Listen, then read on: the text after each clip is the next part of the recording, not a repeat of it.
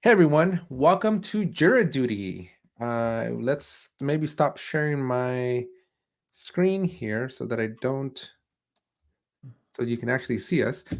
We are going to be answering community questions, and I was talking to a coworker of mine, a teammate of mine, and I was like, "Hey, I'm going to be answering questions on Saturday." But actually, no, I was talking to a teammate of mine, and I said, "I'm going to be out of the office because I have jury duty next, like in a week or two." And she's like, "What's jury duty?" And I'm like, "I don't have jury duty. I have jury duty." But then that gave me the idea of creating this jury duty where I'm just gonna do my time here because one of the things that I'm trying to achieve here is we're trying to get to help me become a lasting community leader. It's an exclusive group of people that don't work at Atlassian, but they're members of the Atlassian community, but they're recognized by Atlassian as being these like super, super awesome superstars. And I'm really hoping that through some efforts, right, that I earn it. But one of the key requirements is that I have to answer community questions. And these questions come from community.atlassian.com. And so what we're going to be focusing on today is we're going to be looking at just answering literally Jira questions. So we're going to go down the list, we'll read through the questions, try to reproduce the problem, and then provide an answer.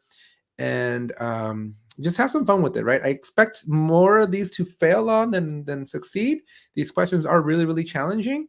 I like to tell people that if you want to humble yourself and really ground yourself on how much of a not good Jira admin you are, go and read these questions and try to answer them because I've done these in the past. I think the last time I did them was about a year ago. And these are challenging, right? They're just questions from anybody around the world, and it can be anything. And this is not scripted in any way, shape, or form. So you're gonna see how myself and I do have two other partners here. We got the Jira guy and Bob. We're gonna need a nickname for you. He's King Bob. King Bob. Yeah, you should just put King Bob in your title. King Bob here they're gonna be providing assists as appropriate. Obviously, I'm trying to earn these out myself, so I'm gonna be struggling through these, but we're gonna have a little bit of a banter, a little bit of fun, right? Try to make this Saturday morning a little bit more entertaining. But the objective here is to hit these milestones so that I can have more than just 8 accepted solutions. Because very, very true story. If you've ever seen the Quiz Whiz, it's a game show, if you will, with members of the Atlassian community. I was asked for my profile because I'm a rising star, and I was asked to see how many questions I've answered and accepted and all that good stuff. And when the community leader, right, Andy's like in charge of this thing, no, or he's pretty high up there. He's one of the main He contributors, is. no? Right, yeah. So when one of the main head honchos of the Atlassian Community Leaders Program asked me for that question, he saw that I only had 8. I just saw the face of like just disapproval on his face, and I was like, I have failed Andy. So we're gonna try to again answer some of these questions, make it a little bit of fun, have some fun this Saturday morning, and learn Jira. Right? If anything, this is the way I recommend people. If you want to get into Jira, and you want to become like a Jira admin, sure you can play around with the UI and try to learn it, but answering people's questions is going to really stretch your mind here. It's going to put you in situations that are very much real world. These are real problems from real people all over the world, and it's going to cause you to have to be curious. It's going to have to I'm gonna have to here be very, very curious and like go and investigate, try to reproduce the problem because not all problems are going to be very obvious to me. Some of them are going to be, very challenging. I'm expecting these to be tricky and kind of just like try to understand what's being asked. Half the problem is always usually just understanding the question itself. And yeah, so we're gonna have some fun. But before we jump into all the fun here, Rodney, Bob, why don't you guys introduce yourselves a little bit? Now, this is for the 8 Tech channel, the greater, bigger 10,000, almost 10,000 subscriber channel. So it's not our usual peanut gallery. It's not the Jura Amigos. So why don't you introduce yourselves here for this almost 80,000 views a month people? All right. Well, thank you for having me. My name's Rodney, better known as the Jira Guy. A blogger in the Atlassian community. I'm also a community leader myself. That's one reason why I'm trying to help Alex join the Cool Kids Club is because I'm already on the inside. And yeah, I'm looking forward to this. I'm already got some challenging questions queued up for Alex that I think might pique his interest. And yeah, I'll be helping out as needed. Otherwise, I'll be doing moderators and talking to you guys in chat. Yeah, and if it wasn't mentioned right in the chat, we're also going to be taking questions from you, so we don't have to do only community questions. Obviously, the community questions are the ones we get credit for, but if you have any questions, if you're streaming or joining us here on the live stream, any Jira Atlassian type of question, it's rare to have a room full of experts all at your disposal for the next few hours on a Saturday morning, so take advantage of that. And Bob, how about you? Yep. Good morning, everybody. My name is Bob Wen.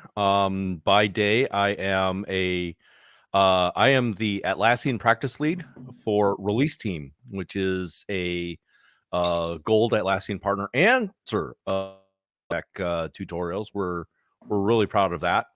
And I also am an Atlassian community leader. So I have put on my community leader best, t-shirt just to kind of give the good Atlassian community vibes for you, Alex. So appreciate it.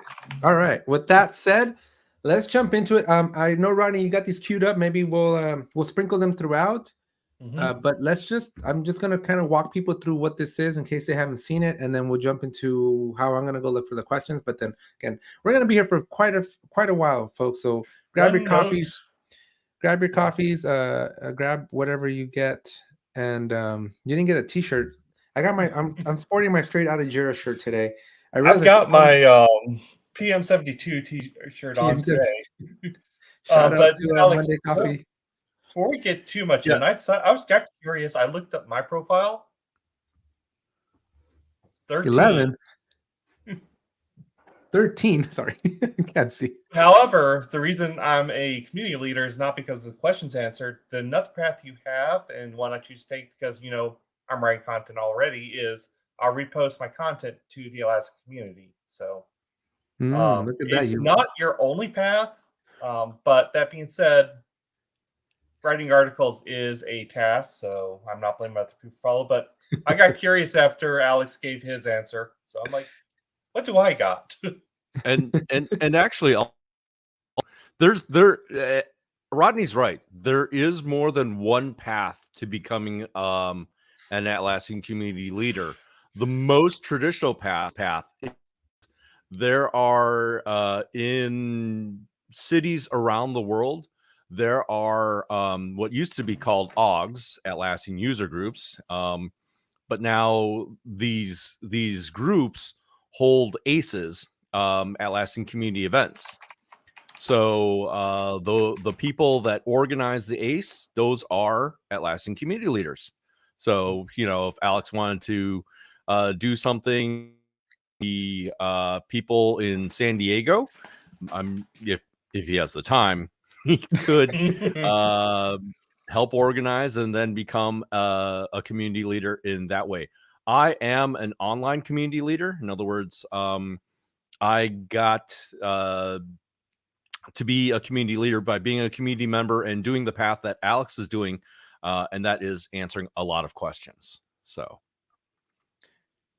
awesome. All right. Well, you would think that the 500 videos that I published had some value, but apparently they don't. Well, you need to post the link to the community. I don't want to spam people. All right. So let's jump into this. Let me walk you all through here. Here's my profile. I'm a rising star. This is my official profile where I do at least have the video or the link back to YouTube. So in case if you're watching this and you haven't subscribed, make sure you smash the subscribe button. One little area that I wanted to start off with is these badges things. I don't know, Bob and Rodney, if you guys all grew up playing just on the Xbox 360. I think, when did achievements come into play? I think it was 360, when you finally had achievements. It was. Yeah, so I love the achievements. That stuff got me hooked, and so I really, really like these badges. So we're gonna try to get as many of these as possible too, and so we're gonna go and provide some good quality answers, have some fun with this. The Atlassian community is a pretty cool place. But for everybody else, again, if you've never been here, it's community.atlassian.com. This is where if you don't have the access to experts 24/7, like my wife has access to me, and people that I work with have access to me, then the community.atlassian.com is the place where you can go and get access to all the other experts that volunteer their time to help answer your Jira, Atlassian, whatever product, right? So name a product, it's here. If it's made by Atlassian, it's covered here, and there's going to be a section for you to ask questions. So these are all the different products that you can ask questions on, and there's of course not just questions, right? As Rodney was mentioning, right? There's articles and other types of information. Atlassian themselves, whenever they're doing a new feature release or a new product announcement, they're leveraging here their community to make those announcements. So it's not just questions that you're going to get out of the community here. It's going to be a lot of interesting things. So if you're in the Atlassian community, if you're using Jira for like as a Scrum Master, product owner, software manager, software engineer, right, whatever have you at this point, I think it's almost all companies of all disciplines, right?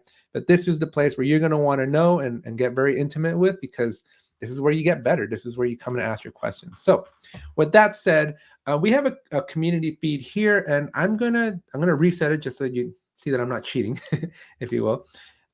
And we have like collections, right? So I'm just gonna pick Jira and Jira software. For now, we'll kind of add some stuff a little bit later. And for the types, I'm going to leave it at questions. But as you can see, we can have discussions and we can have articles. But for today, we're going to be focusing on questions. Now, if you've seen some of my videos, I do sometimes go into the discussions and articles and extract some of those and talk about them as my main channel videos. But today, we're going to be focusing on those questions. And then we're going to sort by most recent, just so that we're getting like the newest stuff. So as you can see, this was literally posted 2 hours ago. And so, yeah, so again, not scripted in any way, shape, or form. I haven't looked at any of these questions whatsoever. And so, not going to lie, I'm very nervous, but we'll see how this goes, because this should be fun. All right, start at the top. I will start as a disclaimer, though. Not every question I will be able to utilize. For example, anything with like APIs, I just don't have all the API stuff set up. So I don't have Postman or anything like that to kind of test things out. So I'll probably skip anything that's API related, and anything DC related, we'll take a look to see if I can answer it. But I also don't have access to a DC instance right now. So we're primarily going to focus on Jira Cloud. So that's where I'll do the demonstrations in Jira Cloud. So if it's anything that's like too deep into like a database file inside of data center, I just simply won't be able to go in there, right? So those are kind of a couple of disclaimers. Ronnie, anything else, or Bob, anything that I should add as a disclaimer list that I probably won't have access to that you can think of? Well, understand that we are doing this on a Saturday, and most of the world is not here, but they're also not looking at the community to see if their questions have been answered. So we're not going to get that immediate feedback from the person that asked the question of, oh yes, that was it. And so Yeah. Understand that this is going to we're not going to see the resolution of that. That happens off camera. Yep. Well, what I think I might do as well, though, is because we are going to have this giant file, is I do plan on maybe coming back in. So I do plan on typing answers in, but I would also like to maybe in the future grab these clips and tell them, here's the link to this, or like, here's a video for how to answer that. Because I think Brittany told me that's what she does, right? She'll take like a, what's that tool that allows you to do screen clipping real quick? Loot, or it starts with an L. Loom? Yeah, Loom. So she'll take Loom and then she'll just do a quick clip and just stick it in the answer. So we'll see. But I'm gonna answer here and we'll see how it goes. All right. But I'm already, see how nervous I am? I'm already going the wrong way. All right, let's just start off at the top. We're gonna go plan, start, and date showing wrong date. So I'm gonna read out the question and then I'll talk about it, and then I'll try to reproduce it and or answer it with an actual example in Jira, so that it's a little bit more visual, right? Because one of the downsides that I always see kind of to the Atlassian community here is that many of these are screenshot driven or just text driven, right? And it's really, really hard to understand how to actually solve the problem sometimes when it's just text or pictures, right? And with this video, you're going to be able to see where my mouse goes, and I'm going to be able to articulate where I'm clicking, why I'm clicking things. And so hopefully it's a little bit more valuable as well. All right. Enough of me just ranting out to, be nervous, but let's go. All right. So, hi everyone. I left some of the start and end date fields empty on purpose, and instead defines target start and target end, so that the manager decide on actual start date and end date. Also, disclaimer, and no offense to the people that write these, but keep in mind that this is from all over the world. So I'm gonna read it as I read it, and hopefully my English is not as bad, but keep in mind, like these, I'm literally just reading what's on the screen, right? So please don't come at me that my English sucks. Right. But from 2 weeks ago, Jira puts each date on every issue that its start and end date field were empty. Okay, so from 2 weeks ago, Jira puts each day's date and on every issue. Okay. For example, in August 23rd, every issue that its start and end date value was missing or empty, automatically both start and end date changed into August 23rd. And if you remove it, so it's remained empty, again, the date appear. But today's date, it's like I tried August 23rd and it turned into September 23rd. When it has value, there's no problem. So what's the problem? Okay, I have some thoughts here. And now I'm going to, for this next part, right, because we're already into the first question, I'm going to utilize the fact that I have Bob and Ronnie here to kind of make it a little bit more interactive and kind of just bounce and validate my ideas. But again, I'm going to be the one trying to drive the conversation as I'm the one that's trying to earn the credit here, right? So a couple of things come into play, and I'm going to show you the fundamentals of how the advanced roadmap, or what I like to call as a JAR, the Jira Advanced Roadmaps, how they work and how the dates come. So I'll show you how fundamentally these dates are being set under the hood, because this particular problem, I have a suspicion it's not advanced roadmap related. I've seen this phenomenon happen with people that have big picture enabled in their Jira instances. And I typically, go ahead. So you should also understand there are some clues, Mr. Holmes, over on the side. Sometimes they will give you what their environment is. And so I could tell from the things on the right, it's not advanced roadmaps. So. Yeah. Well, I brought advanced roadmap because they're saying plans, right? And so I'm thinking when I see plans, I see plans right here. So I'm immediately going to an advanced roadmap because of the way they started it here. But I have a suspicion that they have that big picture or one of these like easy agile products that they like to alter the dates on your behalf. And so I suspect, again, now this is the tricky part with answering these questions, is you don't have access to this individual. So I don't have the ability to, call up Amir and go, hey, like describe this or show me a picture, right? And so my suspicion is going to be that this team, this individual here, is using a third-party plugin, because that's this phenomenon I've seen with like big picture that automatically sets dates for you. Because now what I'm going to do is, I'm not going to be able to answer the question. I'm going to ask a question here to maybe fish for more information. I don't have to come back later. Fortunately, if I do ask for more clarification, I will get a notification when Amir comes around and actually answers the question. I'll be able to follow up after. But what I'm going to do for the purpose of just like, capturing some information here in Jira is I'm going to show you how the dates work and just give you pro tips on how to use those advanced roadmaps so you know and understand how these dates work. But for this one, I'm going to ask if they're using a different plugin like Big Picture, because I know that Big Picture will do this kind of behavior where it automatically sets the dates on your behalf without you wanting to set those dates. So I'll start off with Amir. Are you using Big Picture by any chance? There is another clue here that I don't think anyone's really clued in on. This is a behavior change. So it's clearly it has a clause, but from 2 weeks ago. Means about 2 weeks ago, something changed. Yeah, I do see that. But what's tripping me up is like, so let me answer this. Well, I'll leave it alone, right? Let's go into the advanced roadmap and take a look at what those look like, right? So when you go to your advanced roadmap, and you do need to be a Jira Premium in the cloud, you need to be a Jira Premium subscriber to do this. You have your plan settings. And here under scheduling, under general then scheduling, you have your dates. So you get to choose which date field in Jira drives your start date and your end date for your Jira projects or your Jira issues. So as you can see, I have start date and due date, but this individual had target start and target end. And what that means is when you go into your plan over here and you put these dates, right? You're not populating the start date and the due date at this point. If I expand my fields, you'll see that these dates on the screen don't match with what's on the start date and due date there.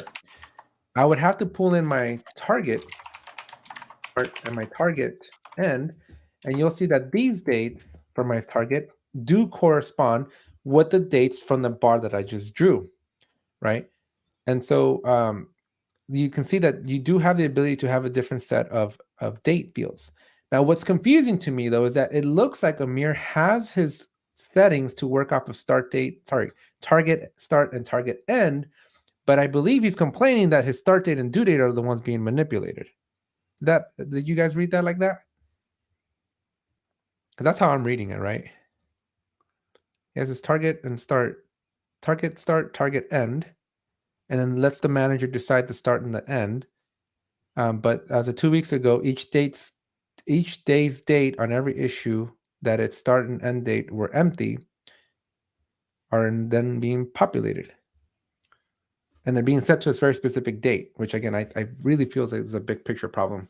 But this shouldn't happen, right? If I clear these out, folks, if I clear out my start date and my due date, and I push my changes in, you'll notice that I'm going to expand what happened here. Notice that only my target date and my start date are going to change. So I can hit save there. The only other thing that is coming to mind, folks, is that if you go to the actual board itself, and if you come over here on the left and we go to project settings and we go to features, you have the ability to turn on your timeline. So not every board has a timeline view, but Atlassian does give you 2 timelines. And I don't know why they do this because it's very confusing, but you do have the ability to have a timeline, which let me switch boards real quick. Let me just go to like this one here, right? You see that you have a timeline here. This is for free. Everybody gets a timeline. This is built into Jira, but only premium subscribers get the advanced timeline, if you will, right? And what I will tell you is that if you go over here and I put in like a date for this epic, right? So see how I put a date? I have a September 8th through September 21st for this epic here. That start and due date have been set for this particular epic. If I had the fields in here, if I had the start date and the due date here, these dates of September 8th and September 21st would automatically be populated for this FKP-22. Now, one thing that you should also be aware of is that when you have your view settings over here, you do have the ability, let me see, not here, maybe configure timeline. You have the ability to have your releases and your sprints populate the fields for you as well.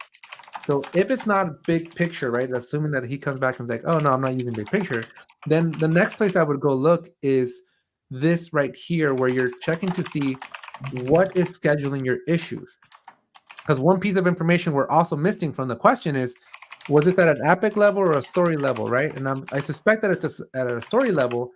And if you're doing story level, this scheduling here is automatically going to put dates for you based on your sprint dates, right? So the dates that your issues are going to have for a start date and an end date are going to be the dates for your sprint. And I can show you what that looks like here in a second. So I think that's what's going on, right? So watch this. So if I take this issue, right, see how they don't have any dates here? If I take my skip 21, skip 19, and skip 20, and I put these dates, let's put dates that are like in today's dates, so they're more modern. We'll just put like Monday through the 29th update. I'm going to bring in skip 19, skip 20. Where's my skip 20? I'm going to bring skip 20 in here as well. Confirm. When I go look at my timeline, these dates are automatically populated, as you can see now. You notice that earlier it was completely empty, but now that I brought these issues into a sprint and those issues have a date of the future, This is the start and then the end date, right? These are going to be different. And we can further evaluate this by bringing in this sample Kanban project into my plan. So I'm just going to create a new plan that brings in this one. If I could spell demo. We're going to bring in project, simple, Kanban, sample, not simple. Bring that in. And you're going to see that I'm going to expand. I'm going to add all these date fields. So target. So I'll add the target at the start. I'll add that target and then the other target and then the end. Due date. So notice that I have 4 fields here, right? And surprisingly enough, I'm not seeing those dates for the start and end date. Any thoughts, guys?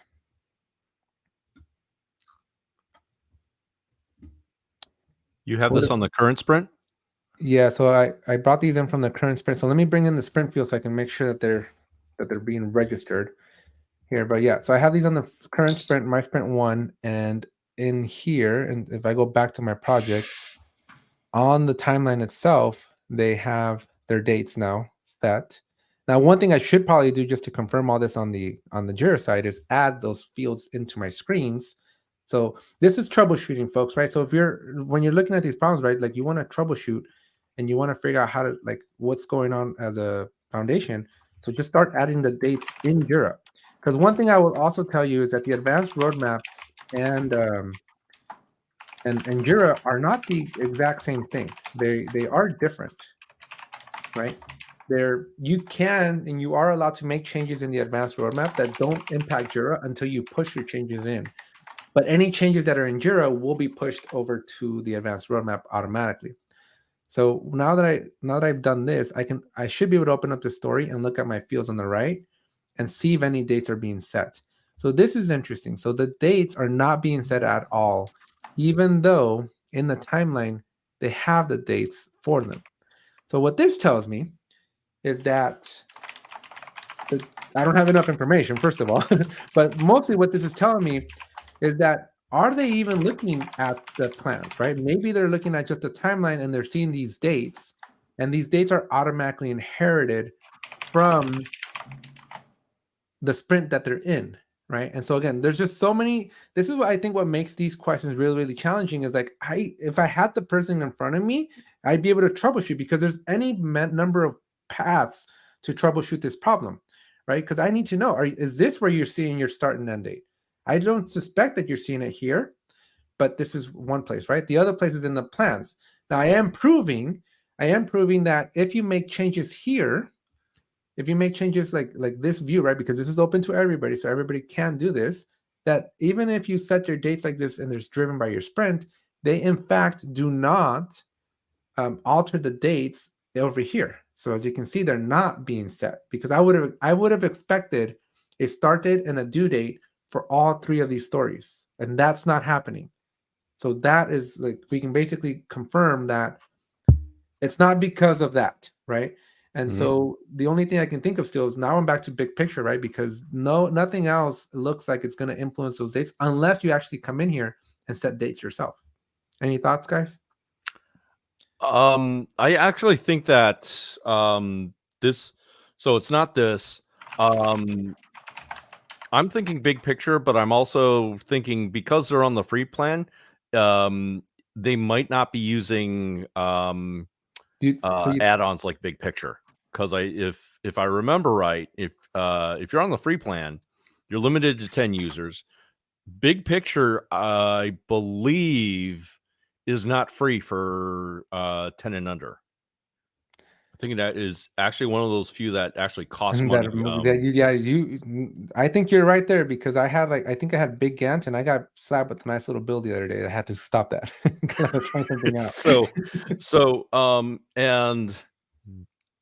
So what my suspect right now is there's an automation tied to a sprint. And the sprint was over. He mentioned something about this worked until 2 weeks ago. So there, for some reason, these somehow the automation is not working. That's actually kind of my guess. But see, so this is what's so hard, right? Like when I see plans, I immediately think advanced roadmaps.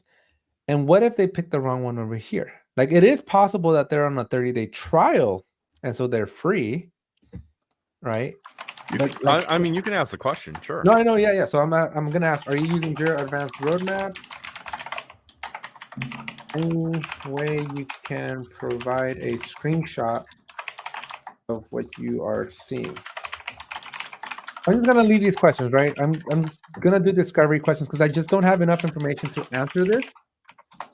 And I'm gonna drop a like as well, so I'm notified of these changes, and it automatically puts me as a watcher, so I'll be able to get that. It automatically puts you as a watcher because you answered. Okay, cool. So I didn't have to like it either. All right, well, You don't have to like it, but all right, cool. Good to know there. But again, folks, this is what's troubling or tricky about all this stuff, right? It's just like, hey, like it could be anything. So this is what happens when you do an unscripted game show here. So on to the next one. Back to questions. Real quick before we hop on to the next one, we actually have a question in chat. Oh, what's the question? yes. Thank you all too, by the way, for helping me because I'm already nervous as it is looking at just the question here. So this is a data center question. So Alex, this may not be your forte. Thankfully, you have me and Bob here today. We're already been helping him in chat. It looks like his Jira data center instance has reached end of life because you have to keep that stuff upgraded. But since yesterday, he's also seen issues where he can't create issues, make transitions, run indexes. Now, to be clear, Anil, me, Alex, Bob, we are not working for Atlassian directly. We all work in various independent capacities within the Atlassian community, but none of us are employed by Atlassian, so we can't access your Premier support tickets or your regular support tickets. I see you put your issue number in chat. We cannot see that. Apologies for that, but there's good reasons why we can't. That being said, Bob, you want to take this one? Because I think you had pretty good surmise on this. So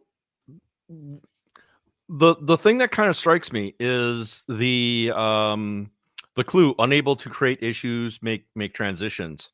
And that usually happens when your license expires. Now, data center runs on okay. So yeah, he recently renewed, but the thing is, if you have renewed your license, most times at data center, you have to put that new license key you get from Atlassian into your instance. It will not Jira will not automatically see, oh, I have a new send. Let me go and grab that. You have to put that in via you have to apply the license key. Yeah. Yeah, so maybe it's that. So that's interesting though. Is that a neat change though? Because I could have sworn or did Atlassian completely get rid of the perpetual licenses? Oh, data center is on subscription. It's not. Well, I know. Yeah. So that means that you always have to pay that annual license, right? Like, so yes. It used to be, at least when I was on data center back in 2016, 17, if you just stopped paying, you still had everything. You just couldn't get any of the news tricks. That's Jira Server. That's always been the case with Jira Server, even to this day. When we get past February 24th, if you have a server key, it will keep working. You just will not be able to upgrade anymore. Right. Data center since its inception for a while. Yeah. Data center since its inception, they we like the guaranteed income that we're not getting, so it's now subscription. That is good to know. That is a really, really good thing to know. So for Anil, then I guess the official answer is go make sure that your license actually got applied to the product, because it might have not been applied. Mm-hmm. And you'll just go to my.atlassian.com, pull up your license key, and copy that into your Jira instance. Great. All right. So let's get back to it over here. We're going to go on to the next one. We're going to skip the next one because this is using REST API.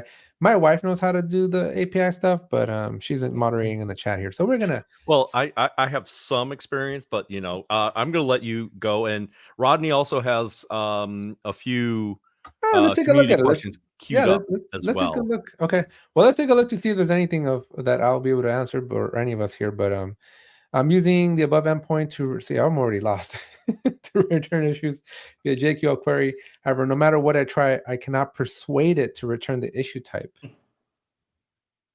The data returned when posting is above is correct, but the issue type is not returned in the fields array.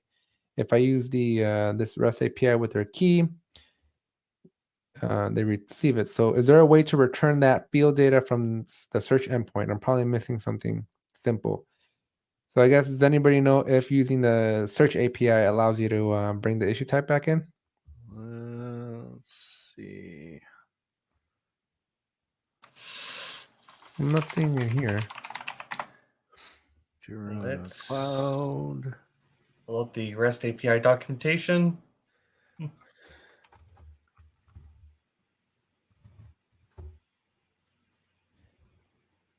gonna go Jira Cloud. What do they have here? Yeah, they have Cloud standard. All right.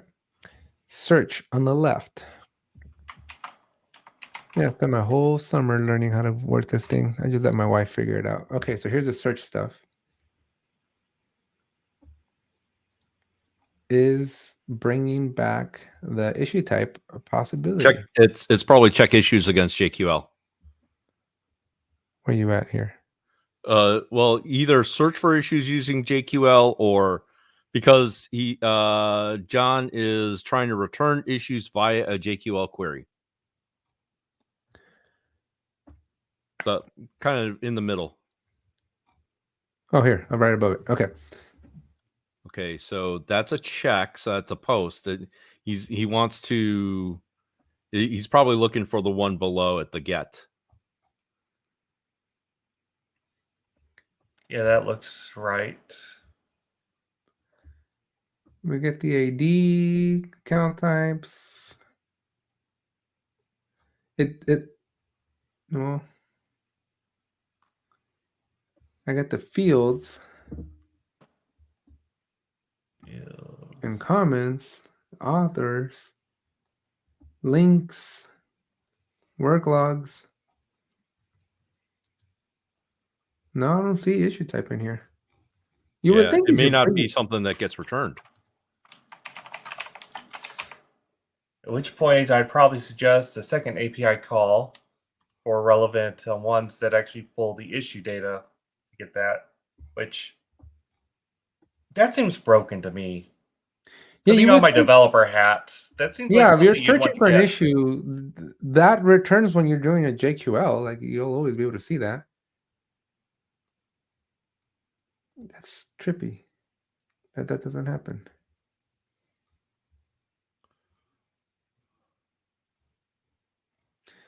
Nothing here.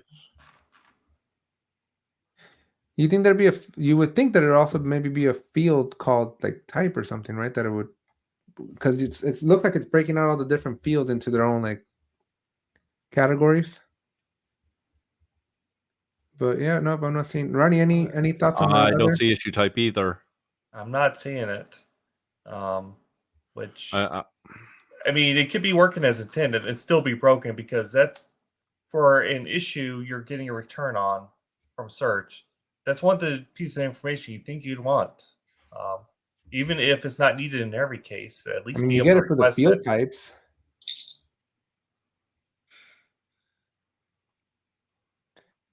I wonder if there's like a field. Well, no, that's the linking. But I wonder if there's like a field then dash type or something that you'd be able to look into. But I'm not seeing it here.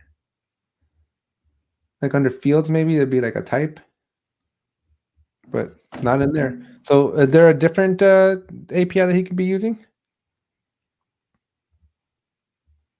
There's a JQL one. Sean has some insights here. Issue type is a number. IIRC issue type isn't a field, it's an array. But even then, Sean, Lena, I'm not seeing where that's being returned in any of the data from this sample response. Either a number or anything identifying, hey, this is your issue type. Attachments, I'm seeing subtask, description, project, comment details, issue links, work log, updated time tracking information, warning messages. But nothing about the issue type of an issue. You guys are way above my head on this one, man. I think we should move on to the next one. Let's see who is this for. Sorry, John. We're not that smart. Me, Sean, and Lena maybe keep working on this in the chat. Well, yeah, we'll circle back. We'll let my wife maybe go do some investigation. But let's take a look at attachment broken when importing from Jira Cloud to another Jira Cloud. Oh, this is hard, guys. Have you ever tried importing attachments from not using the migration assistant? I have usually just I've gone around it the side way. In other words, from the source, I usually get it from the site export. I get the attachments from a site export, and then that's what I use to kind of bring them into the target. Yeah. So importing attachments into Jira Cloud using CSV. So why my workaround for this, so that I don't run into this problem, especially when I'm going cloud to cloud, is I go to the gear here. I go to System, and I go to Migrate Cloud Site, I believe, and I think I can just go cloud to cloud. There's a way to do cloud to cloud. Where's the cloud to cloud? Oh, you know what? This is They did they change it up? No. There's like a the migration assistant. No, I would look up. Yeah, they're doing it these days with Migration Assistant. It used to be you could do a backup of your cloud site, and by backup I meaning a full cloud site backup from the system menu that you were in, and not something like rewind, and then kind of import that in. Well, I'm gonna drop in this link, right? Because doing the attachments, and I am gonna look through this one a little bit more, because that's one thing that I when I see import attachments, I go around it as much as I can, because this thing is hard. Like, I've only been able to successfully bring in attachments from a different tool, and but it was a different Jira. So I brought it in from a different Jira, but what they did was the URL, they needed to open up like the Jira project to expose it to the internet or something like that. If I recall correctly. And then because the URL contained a very specific like AP, like it contained the login credentials to get into the Jira instance to then be able to bring the actual attachment. So it's a very tricky thing to do, right? See how you have your at user and domain here and the API token? Like, you have to add this into that link so you can get the full file. So you got to like upload update right in your CSV file, like to contain this login credentials, right? And so you have to open things up. But it like the team that I did it, right, we were on a call together doing it at the same time, because you don't want the stuff exposed or open up, right? So I think the safest way and the way to make sure that this thing actually works better, in my opinion, is to do the cloud to cloud migration. So I've done this before, and I like this, right? It brings everything. It doesn't forget anything, right? And you can pick which projects get migrated. The only like drawback to this is the user stuff becomes a really big mess. I don't know why the Atlassian, the migration assistant, every time I tell it don't import my users, it brings everybody and their mothers over. I'm gonna answer with hello, Hilmi.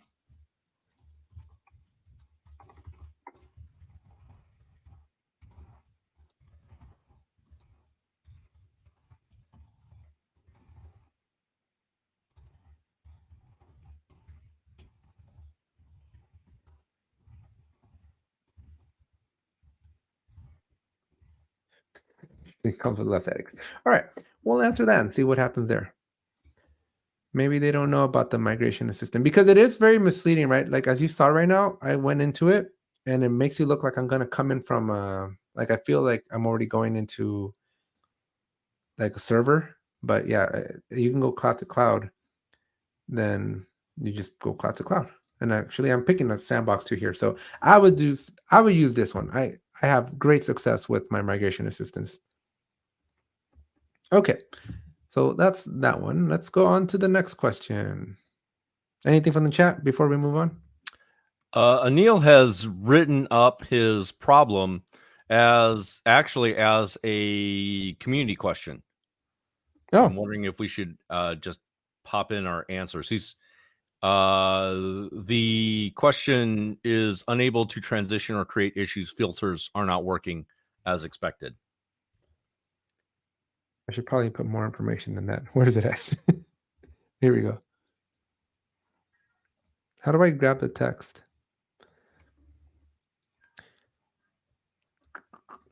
All right, I'm going to type it out. Unable to transition or create issue filters are not working as expected. Let me find it. Is this him? Yep. I think Anil wants to go in there and update it with the license details.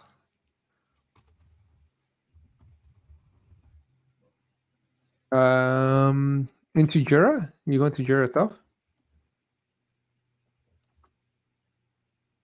We got confirmation that is the post. Your first stop is going to be my.atlassian.com. That's to get the send though, right? Yeah, to get the license key from the new send. Send, for people who don't know, that's your service entitlement number, and that's how Atlassian catalogs. This is your particular license key with the associated support.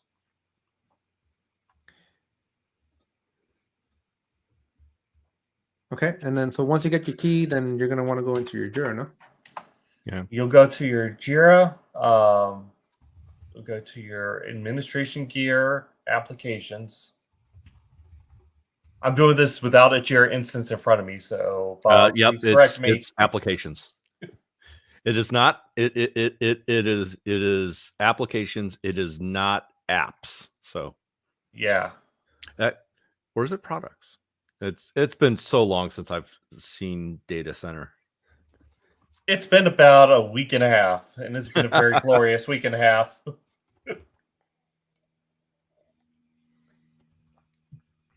Wait, I actually have access to a data center. Now that I just realized it, but I can't share it on screen. I mean, you can at least use it to see that we got Okay, the path applications. Yep, applications. Log in with admin password, and then I see maintenance expires, license type, license key. Yeah, it was right there. Then edit your license key under license key. There. It's literally just has a section there where you just drop in your key and it has a little pencil. All right. I'm sorry. I have to highlight this comment from Sean real quick. Love troubleshooting without the tool in front of me. I cheated. I went and got the tool and I went into it. I just realized I do have access to a DC version. Okay. There's that one. So back to questions. And let's keep going down the list. This was more of a discussion, though. This one's, oh boy, did I get lost? I think you may have. Let's go back. Yeah, this is the Jira software, not the Jira. Yep. It's going to go back to questions like this. Okay, going down the list here. What are some best practices for using Jira to manage remote teams? I feel like this is more of a discussion, no? It is a little bit. I thought this one was interesting, though. It does already have an answer. And this, to be clear, Brett is another community leader like me and Bob here, but this is very much an answer Atlassian would be happy with. If I was an admin, this feels a little bit like an upsell. What are some best practices for using Jira to manage remote? I feel like we can talk another 2 hours on this one, though. I mean, we could. The one thing I'd put here is be sure and put the details in your Jira ticket because depending on how remote they are, it's very likely you don't have any overlap hours, which means all the details you're getting about the work you did that day are going to be on the Jira ticket and nowhere else. Yeah, so I would say make sure all communication happens in Jira. Make sure you connect to like Confluence so that you can have async collaboration between people updating documentation and whatnot. I would also, Rodney, your tagline. Did you Have you updated your Jira issues have today? you updated your tickets today? I really need to make that into a T-shirt. You I've got a really, design. You really do. That and I didn't choose the Jira life. ...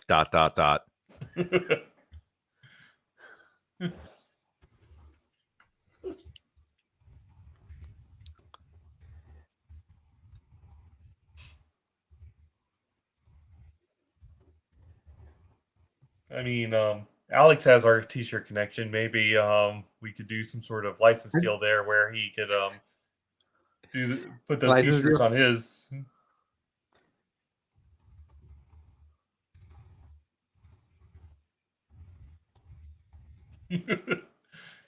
Thank you, Lena.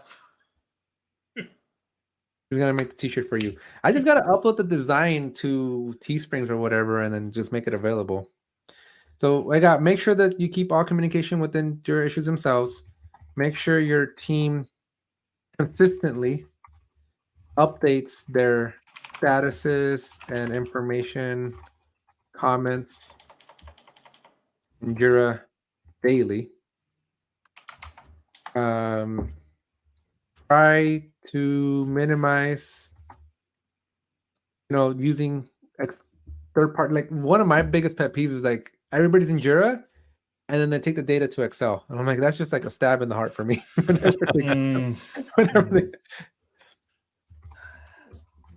So you don't want to actually spell out the word single source of truth. You just want to kind of allude to it.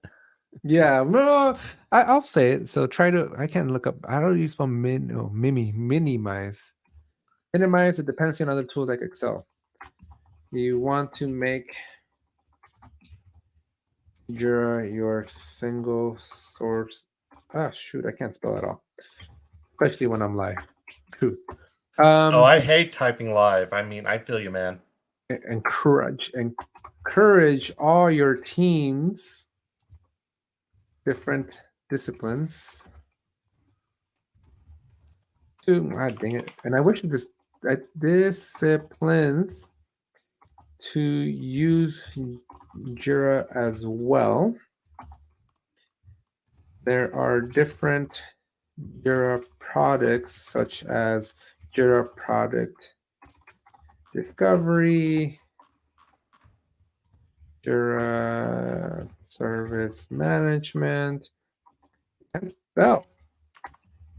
Jira Work Management that may be appropriate for different teams, but they are all unified under a single Atlassian Jira instance. I'll leave it at that. I'm happy with that answer. Anything else that I should add that you guys would add? No, I think that's good. I think those are some good best practices there. Alex, we got a request from chat. Can you zoom in on the website a little bit? I believe that's Command and Scroll wheel. How about that? I think that's better. Yeah. Okay. Yeah, I forget, folks. The YouTube Live pays so well that I got that $2,000 5K monitor from Apple, so I apologize. It's bad. But yeah, no, this 5K monitor spoils me sometimes because the freaking text is like this big sometimes. All right, so on to the next one. That's Chrome on a Mac. If you type the following after your we're back to Lena's over here looking it up. So if you type the following after your URL REST API search, you will be able to see the JSON and see that you do see the issue type as ID. I thought the ID was the key. Wouldn't that be the key? Yeah, that's why No, I'm but thinking. wouldn't key be the key? There's no separate one for key on that API doc. It's just ID. Do I still have that up? I do not. We're back to this. You know, he's had to bring us right back to the dark side here. Thought I had left this chapter of my life behind. There were multiple IDs. Issue. There are multiple IDs. Come on, issue search. The get. Issues ID 100. Yeah, this wouldn't be a key. This is the key. Yeah, see, that's what I was telling you. The key would be key. And then the ID, it looks like the issue type. That's interesting. Should we give him that? Should we give him that hint? Yeah, because look, this ID is consistent here. Yeah, you're right. You're right. ID is going to give you kind of the type, the unique identifier of the issue type that you have. Yep. We got it. We have an actual example, but yeah, no, it is coming through. The issue type will be that. Okay, so we'll tell them to take a look at the. So I can take a screenshot of this. Lena, why don't you take a screenshot, send it to me, and then we'll pop it in the chat there. See, guys, this is, you gotta have a. I got so lucky with my wife. It's like the most interesting thing. Like we hang out with like the couples around the neighborhood, right? And like my wife and I, like, we're just so in tune with our goals and like what we do, and like she's like my better half, and you know, we're doing this whole Atlassian journey together, right? Like, so she's helping me build the plugins, she helps me do all the editing of the videos, right? So she's always, by the way, guys, like, just, I don't know that I've ever shared this with you, but my wife was valedictorian of her high school. And I'm an only child, and I was like a C's get degrees, but I was still like, my school was small enough where I got to graduate from high school in the front row because like I was like top like 1% or whatever of my graduating class, but I wasn't like number one, but my wife was, right? And so my mom was always super proud because, again, I'm an only child, so my mom was very, very proud of my achievements in high school. Then when my wife got married, when we got married with my wife, and she, you know, she moved in, she brings like these boxes full of all her medals and certificates and honors and all this stuff that she earned. And my mom's like, "What happened to you? I thought you were smart." I'm like, "No, my wife was like a million times smarter than me." So this is an example of where you basically married up, didn't you? I definitely did. So it was very strategic though, Bob, right? Like, so my wife, we majored in the same thing. I don't know that I shared this story, right? But my wife and I, we majored the same major in college. We met in college, and she's a couple years older than me. But she had taken every test that I needed to take, and she had like every course that I needed to take, every project. So I had my very own like personal tutor at home, and I can assure you that my peers are very, very jelly that, like, because my wife had just done it like 2 or 3 semesters before, right? So it was like all fresh in her head. But yeah, my classmates were very mad that I had like a personal tutor at my availability all day long. Very, very strategic there. But yeah, I love my wife. We've been coding or doing this whole tech stuff for many, many years together. So I used to joke around with people that our problems were mathematically reasoned, right? Like, my wife and I hardly ever get into arguments because we're both like the same logical thinkers. And also, fun fact, not that this is going to turn into a marriage advice thing, but we have also found that it helps if both of your salaries are pretty much the same. So my wife and I have always earned about the same. And so I think that's also been a big cause of, like, we don't have a lot of arguments and stuff because we have the same interests. Also, another fun fact, I get to buy these toys, right? And she approves because they're for her too, right? Like, she likes the computers and all that stuff, right? All the tech that we have in the house. So very, very smart marriage I did there. All right, so now that we stopped that, so my wife's gonna email me this thing here. So let's now that we've turned this into the marriage advices of ATech here, we're going to download this picture and we're going to link back. Oh, so now we got to go find that question again. So it's right here. This one. Oh, look, Bill Shellboy. This is another guy, no? Or who's this guy? I've seen him around. All right, so image. That's let me find out where I left it at downloads. Here we go. Lena, can you confirm that we were using that same, or I'm just going to upload this one. Well, I'll do the insert. But what I want to tell him here. I can't type in here now. Where do I put my mouse? There we go. Okay. What was that guy's name? John. You can do an at. Yeah, at John. The issue type isn't going to be returned by the name that you are expecting, like epic, story, task, etc. Instead, you'll get a number by the what are these, like elements?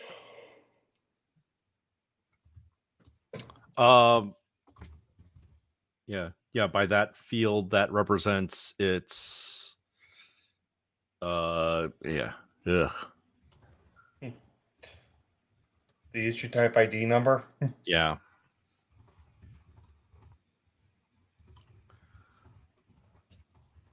Hope this helps. All right, we'll leave it at that. Answer. Okay, back to the questions. Thank you, Lena, for the saving grace over there. All right, let's. How do I import stories with multiple acceptance criteria values? Ooh, this is fun. Let's see what we got here. I have made several attempts and tests to upload issues with multiple acceptance criteria without success. I reached the level of creating multiple acceptance criteria elements, but they are all empty with empty name content. And the example, what I pull in. Okay, so data. Ooh, we're going. I don't import like this, folks. Normally, I should read ABC instead of empty name. What am I doing wrong here? No. Me skipping. I don't import like this. I import using CSV files. Automate moving issues from your backlog to ready status. All right, let's talk about this. I have a backlog with my first status. After backlog is ready, I want to run an automation that counts the number of issues in my ready status. And if it's less than 5, then I want to move issues from the backlog to ready until there are 5 issues in ready. And then I want to move them out of the backlog in rank order. Holy moly. Wow. Jeez. Sean, you're this is aggressive. All right, let's see what Bill said. So Bill's a rising star. He's like you. He's like He's me. not a leader yet. But we got an eye on him him together, buddy. We'll join an emotional support group for rising stars. That's what Atlassian should have. They should have a rising star section, so that you at least have some hope that you'll make it in life sometime. All right. So Bill said, I assume your team is using Kanban practices in a Kanban board. What you describe is often called cube replenishment. I did not know it had a name. And I suggest learning more about the manual people steps involved in that practice before automating, as doing so may remove some of the benefits. But back to your question, what you describe is possible. You should do this with an automation rule. Schedule a trigger, look up the issues, action to check the number of issues in ready, condition to check the lookup before proceeding, another lookup issues to gather backlog issues ordered by rank, and finally a loop or single operation to transition. Wow. Do we want to tackle this, guys? Or should we come back to this another day? I'm not going to lie to you. There's been times when I was answering questions where I just skip. I'm with you. If I usually if I see that somebody else has answered the questions, I will give a cursory look around, and if it looks right, it does look right. I mean, this looks. Let's give Bill some love here. I'm going to give it a like. Can I like this post? You can give it a vote. I can vote. We'll vote for it. This looks about right? So let's think about this for a second here, right? So it'll be scheduled. I don't know about scheduled though, right? Like, well, maybe. I think I would do it on if he's Bill's right. If you're doing Kanban, you're basically you want to run this every so often. So that means a schedule.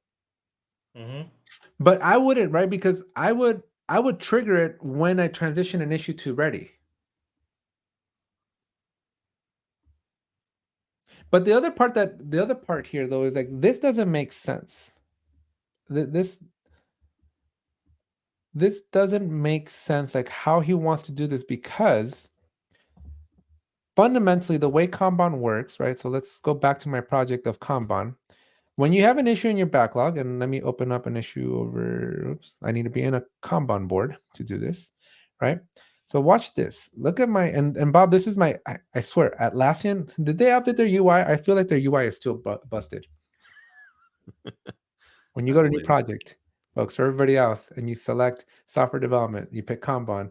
These are not the workflows that you get. This is totally wrong. Put a big old giant X in front of that. Atlassian, fix it. When you pick a Kanban project, this is what you actually get.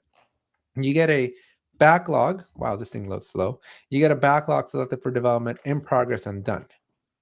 And so to get an item from your backlog into your board, it's a transition, right? Look at the status of this story, SKP-20, backlog. To put it on the board, it's in selected for development. It's a transition change. So the whole question doesn't make sense, because in order for him to put it into ready, he needs to transition into ready. Otherwise, it doesn't go into ready. Because in other words, like if he's going to run an automation that counts the number of issues that are in the ready status, he's already put them into the board. So what's the point? I mean, he could have a custom workflow. But you're assuming a standard workflow. But it doesn't matter though, right? You can't have multiple statuses in the backlog. Like the moment you bring it, this has to be your first one. The one up here is the next step in your process, in your workflow. Like I can't make in progress be this one. Does that make sense? Like this is status number 1 in your workflow, and this is by default status number 2 in your workflow. So this, in his case, this is going to say ready. But he's saying that he's putting them in ready already, so they're already in the board. Again, with these community questions, we can't assume people are using words correctly. He says move, but I'm wondering if ready's just like a flag they have. That's what I'm thinking too, right? That he has them in like a field or something called ready. Then it makes sense. But then again, going back to the same thing, if he has a field that he's saying ready, right? Well, I would still run my trigger to listen for that field change, and then once the field hits 5, then do my automation. I wouldn't schedule it. Like something's got to trigger, right? Like some manual action is being done by Sean that would, I think, work better than a scheduled trigger, because this is just going to run every day or once an hour. And especially now that we have the changes to the pricing of automation rules, you're not going to want this thing running 10 times a day every day. That would be my only comment. But again, that's my soapbox TED Talk for the day. He always wants 5 and ready. Sean says he always wants 5 and ready. That's true. But then they're also, if you look, again, look back to their question, they're on premium. I don't think automation rules are a concern for them anymore. No, they will be in premium even more now. They still have a limit. You only get 1,000 times each member. But to answer Sean's question though, right? Because Sean's like, well, if they want 5 and ready, then just head it with 5. You do have you can enable, right? You do have the ability to add column constraints, add your issue count here, and hit 5 to be the limit. I mean, obviously you can put more than 5, but Jira's going to yell at you. But I would just do that, right? Rather than like, this is a great case of the automation or the investment, the squeeze is not worth the juice, right? Because if all I'm simply wanting to do is know that when there's 5 issues that we're ready to roll, like I would just put the column, the constraint. Yeah, actually, I would set the column constraint the other way. 5 is the minimum. There you go. Should I say that? Like, should I maybe put an answer and also say maybe as a simpler? Because there's also like there's value, right? Like I was working with this guy maybe 3 weeks ago, and he jumps in, and I'm gonna stop sharing because I'm gonna go on a little soapbox here for you all. But I was working with this one guy. He's super super smart, right? Like you're talking about like this guy's like a senior level director, but he's at the strategy level, things really really well. But at the same time, he knows Jira almost better than me, and we were working on an automation rule. He's like, "Hey, Alex, can you help me out with this?" Right? And I swear he had like, there's a limit of like 60 items that you can put into an automation rule. He was using 59 of them, right? And just to do a very simple thing. And I'm like, why don't you try it like this? And we did it in 4 conditions. And I'm like, we took 59 items in that automation rule and brought it down to 4 because there's value in the simplicity, right? So if all he's trying to achieve is like, hey, we just want to know when there's 5 issues. But see, this is I want to move them out of the backlog in the ranked order. This part just doesn't make sense. Like, why would the fact that he puts them in ready means that? Never mind. I'm gonna leave this one because this one's just too aggravating. I can't deal with this one. All right, Moving on. sorry, whoever that was for, but this is where y'all join. That's for the fun drama. Let's look at this one. That one, you notice, already has a check. Yeah. If we scroll down, Yeah. there's If you already an scroll down, accepted there's a answer. green check, Oh, which okay. means We don't have to answer it. we don't. Well, I'm curious about the question though. Trying to include the epic key parent issue in automation for a new task in the summary. What are they trying to do? So I'm trying to create an automation to create a child issue in an automation that will have a dedicated text, but also include the epic key in the summary. This looks all right. Epics do not have an epic key. Oh, he wants the issue key. Okay. Well, that was easy, folks. Don't use epic key. Use issue key. Give him an upvote there. Upvote. Great job, community leader. I'm jelly. I know Michael. Michael's a good guy. We support you, Michael. All right. How can I use how can I reuse in the create transition? Okay, let's see. Oh, this one was a good one. Goal equals to allow my developers to create issues with a status of backlog or alpha. This is not possible. I mean, you technically can, right? Note alpha is the first in progress status of the workflow. Currently, when I or my team members create a new issue, it can only be created with the status of backlog. Okay. When I try to reuse the create transition for the alpha status, see the diagram below, Jira does not allow it to be attached to more than one status. I know you can allow all statuses to transition to this one, but it contradicts the workflow I'm trying to instill. Does anyone have a suggestion for how I can select the status of backlog or alpha in the issue creation? So I'm going to let Alex here think on this a little bit, but yeah, I think me and Bob already know the answer. All right, let's go see a workflow because I've actually never tried this before. Sean's over here like this is my audition for a job, Sean. In fact, if I ever try to go get a job, I'm just going to tell people, go look at my 3-hour live stream where I answered, this is how I think. I mean, I tell people to go look at the blog when I do interviews all the time. All right, so what this guy's trying to do is like, he's trying to get this dot here, and he wants it to go to 2 statuses. But this guy can only go to 1 status, right? So I can move it like this, but that's about it. I cannot, to the best of my knowledge, bring in like another, there's no option to bring in another bubble. So I'm hoping, guys, that your answer is that it's not possible, but please enlighten me. So the answer is is it possible? It is not. I don't think create transition is very unique in the workflow. It is special, which means it has special rules about it. It can only go to 1 status. You cannot have it go to multiple status, period. Even if you can use global transitions, it cannot be a global transition by its nature. Yep. Only goes to 1 on that one from the create. Yeah.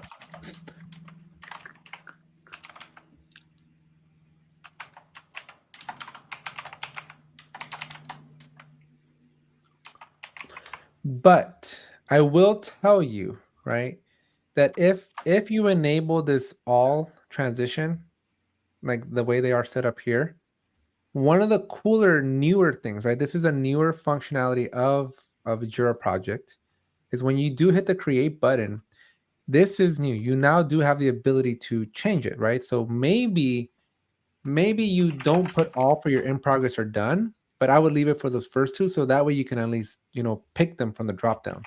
It's not 100% what he wants to do, but this would be the closest workaround that I would offer this individual, is that don't put it for in progress and done like I have it in mind, but if you leave it for just those two statuses, then your team upon creation will be able to select it right out of the gate, right? And so this might, again, it's not going to be 100% of their workflow that they want, but I think this is the only compromise they're going to be able to do if they actually want to achieve, like, giving their team members the ability to change it. The other caveat that I would add, right, is maybe they don't want everybody to be able to go to alpha, because it looked like he only wanted like his developers to do it. And so one thing that you could add as well to your workflow, and let me get back into my workflow. View workflow, and I should really probably be in edit mode, so this is not the right way to do this. So let me go back to this guy. You got an earthquake going on over there? Is that Bob? That's not. Now that's me. I have to make some studio adjustments. Studio adjustments. You're not at your coffee shop again? No. Yeah. Or the game shop. Yeah, game shop. So I don't know that I'm going to answer this one, but for the video, for everybody else watching here, the way I would promote, or the way I would approach this, is I would recommend that they do this to their workflow, where the transitions to the rest of the workflow are connected by a dedicated transition. But I would leave these two statuses with the dash all, so that in that drop down, when you hit the create button, you can select one or the other. And then additionally, if you wanted to restrict it so that maybe the alpha one is only for a specific team, you do have the ability to go to your properties for that specific, not the status, sorry, the transition into that status. And you do have the ability to go into your conditions. I always forget if it's conditions or validators. Give me 1 second to remember. This one, right? And then you can put people in a specific permission or in a specific group. And so again, so if you don't want everybody to transition into that status, but maybe just the developers, you could add a separate condition here, so that only certain specific people can move it, and then everybody else will just see the natural path. So Sean has, yeah. Oh, what does Sean Sean has have? another answer. Yep.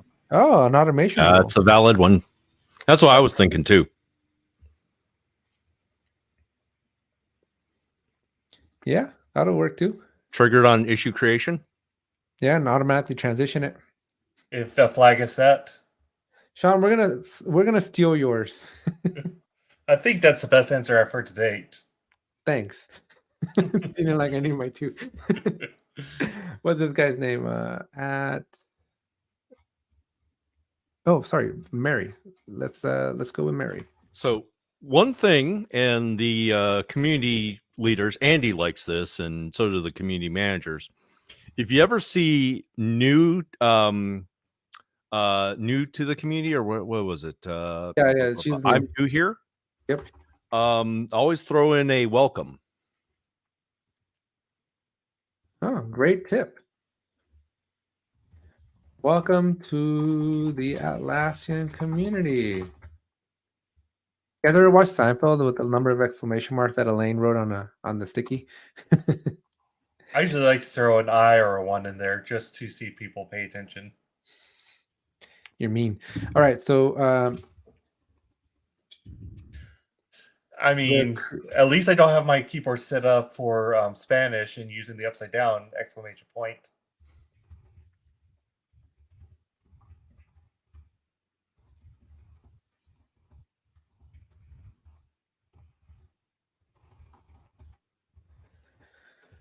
with that said, my recommendation, and insert Sean Doyle here. My recommendation from Sean Doyle would be to create an automation rule with the following configuration. Trigger issue created, and or action transition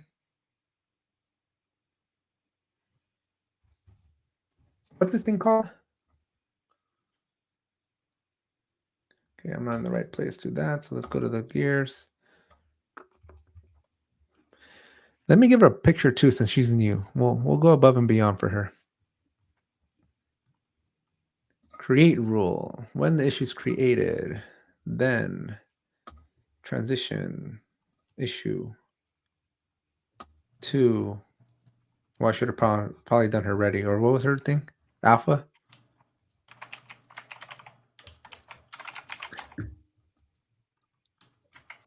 Ah, dang it. Could I go into the workflow and create an alpha status just to make this more solid? I'm going to do that.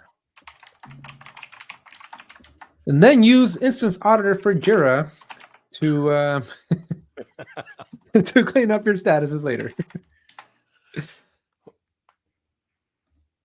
Sponsored by Runware, who is an official channel sponsor. All right, company, let's go. Where's my thingy? Where's that Kanban project at? Dang, I'm just going to stick it in here. God, my gosh. You would think that it's the first time that I'm using Jira, but how bunch of it. Using Jira on a live stream is a fine art that I don't think I've seen anyone master yet. Well, wait and be surprised, man. Alpha. Alpha. Not that one. This one. Alpha. Add. Blue. Create. Stick it in here. I don't know if I got to do this, but start alpha just in case. All I need is a status, but of course it won't let me because I'm in an active workflow. Folks, don't do as I say, not as I do, please. Let's hope it works just by hanging out by itself. I probably could have added the dash all since for the purpose of this demo, I'm not going to show her the workflow. Let me do that. I just want to make sure. I want to make sure that the alpha status actually shows up in my automation rule.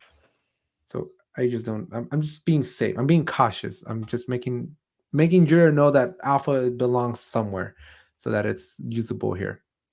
All right. So back to the automation rule over here. Come on, move out the way. System. Now, I don't typically go through the system, but I like going through the system now because it's less clicks, I believe. We're going to do this one again because I don't think I saved it. So issue created, then action, transition issue. We're going to go to alpha. Where are you, alpha? Somebody stop me when you all see alpha. Maybe if I didn't scroll so fast. Alpha at the bottom. Save. Transition to alpha upon creation. I don't need this, but I'm just gonna maybe take a picture like that. This should be good enough, no? Yeah. Gotta save to desktop.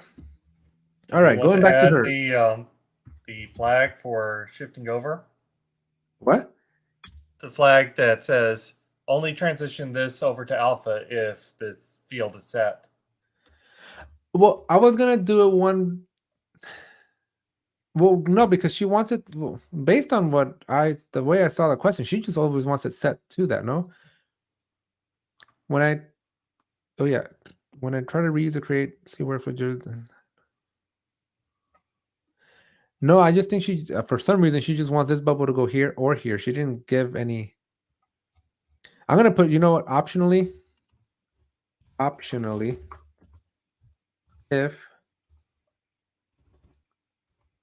add a condition or when you want an issue to actually go to alpha status, right? Because sometimes they might not want to go to the alpha status, and they'll stay with the first one.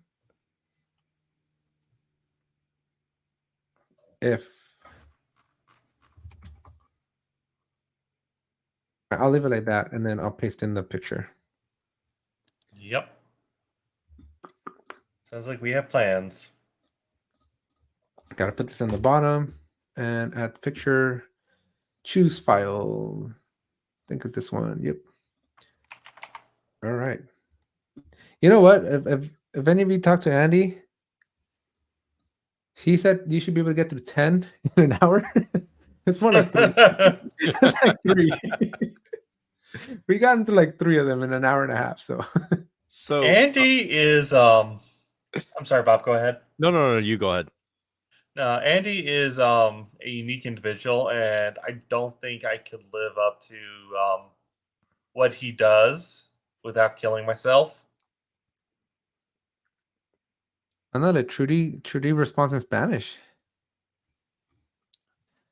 Cordial saludo. Quisiera saber cómo puedo generar un reporte de horas trabajadas por tipo de inici, Incident? inici- i- Incidencia? issue, no, incident type. Calculando un filtro de fechas que me permita conocer en una semana cuánto tiempo de trabajo se registró. Jared does not have this capability. It's very limited. I'm going straight to the English one. Yeah, so basically this guy wants to get a report for like a specific issue type, and he wants to know for that week how much time was spent on that, on like all his different issues that came in. So Jared does give you a work log report out of the box, but I don't know that that would solve his problem, right? So you can come over here all the way to the bottom, and you do get a workload pie, but the workload pie is by the individual itself. I'm not, well, maybe issue type. You know what?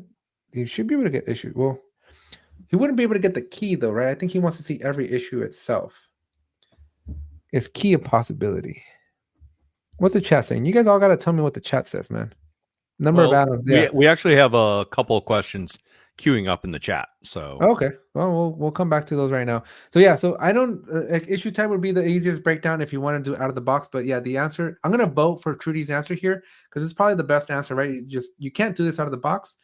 You're gonna want to use something. Now, my recommendation, not sponsored in any way, shape, or form, but let's go to the one I like to use. Well, temp is probably gonna kill me. Time tracking. I am sponsored by a couple of other people, but the one that I don't know. Oh, you know what? I don't want to enter myself into a situation where my sponsors hate me. But I'm just gonna put a link to this and go pick the one you like. that's what I usually do. Yeah. So because I am because I speak as a partner, I'm usually very careful with questions that appear on the Atlassian community where what's an add-on that could do this. I usually just give them the search results from the Atlassian marketplace. But sometimes right after I post something with the search page for marketplace, then app vendors come in, the marketing people, and they say, well, hey, you should really use this tool. And I'm like, at that point, I'm just kind of shaking my head. I'm gonna use Google Translate because I'm publicly writing in Spanish, which I've never taken a Spanish class in my life. So I'm gonna go Google Translate because I can't do this. I mean, I've done worse. You've done worse. No, I never learned how to spell in Spanish, but I can like phonetically sound it out, but not live on the internet. All right, so let's see. So I already put the welcome. I would recommend you take a look at any of the Atlassian marketplace options available. As Trudy mentioned, what you are trying to do isn't available in Jira out of the. Now, this is a funny part, right? Like, out of the box is a very much English term, and I'm always curious to see how it gets translated into Spanish. And it never gets translated correctly because my mom was asking me. I don't know if you guys have ever seen, but my very first Jira video was like I talked about Jira's bread and butter, how Jira does Agile. Like I was like Jira's bread and butter is like doing Agile, and my mom's like, "What is like bread?" Like she's like, "¿Qué tiene que ver el pan y la manteca?" like she did not understand like what bread and butter meant like in Spanish because it doesn't translate well. So I'm gonna not put Jira out of the box, but because then people are going to think about Jack in the Box. But Jira by default doesn't offer this functionality. You guys must think that I'm the dumbest person on the internet, huh? My dumb dad jokes So, and dumb stories. No, so I'm Sean just in the thinking chat back. is actually recommending you do a reverse translate. In other words, you take the output in Spanish and run it from Spanish to English to see if it. See if it translated correctly. Yeah. Well, I'm just gonna read it in Spanish and see what it says, right? Te recomendaría que eches una vista, ándale. A cualquiera de las opciones disponibles en el mercado de Atlassian, como mencionó Trudy, lo que estás intentando hacer no está disponible en Jira de forma predeterminada. No ofrece esta funcionalidad. Okay, that's good enough for government work. I'll take it. I'm thinking back to this comedian who was talking about her mom trying to stripe Hold stuff on, in English hold that on. she didn't know Wait, the word before you for. hit answer. Hold on, I hit enter. Can I edit it? Yes, you can. Okay. What do you want me to hold on? You didn't include the link. Oh yeah, this guy. Thank you. What you got? Yeah, over here? this lady, mom speaks Spanish, a little bit of English, doesn't know the English word for a lot of things. So she's trying to describe a carousel, and she ended up saying horse tornado. Dude, I got you beat, man. I was talking to my mother-in-law, and my wife and I, we budget pretty well, and so I was telling her that we like allocate stuff, right? So you allocate your budgets. And so one day I was talking to my mother-in-law, and we were talking about allocating something, and I just told her that she was crazy because I just told her like alocado apparently is not the direct translation from allocated, and I just said that she was crazy in Spanish. So she got really mad at me, and then my mom had to talk with me. But yeah, do not translate like phonetically English words into Spanish, and do not add O to the end of an English word to make it a Spanish word, because then you will maybe upset and or insult Yeah, the receiving one. that seems a way to kind of generate a misunderstanding. Let's stop jump here. to Christiane's question. Of course, yeah.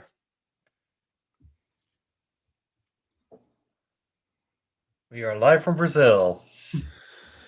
Hello from Brazil.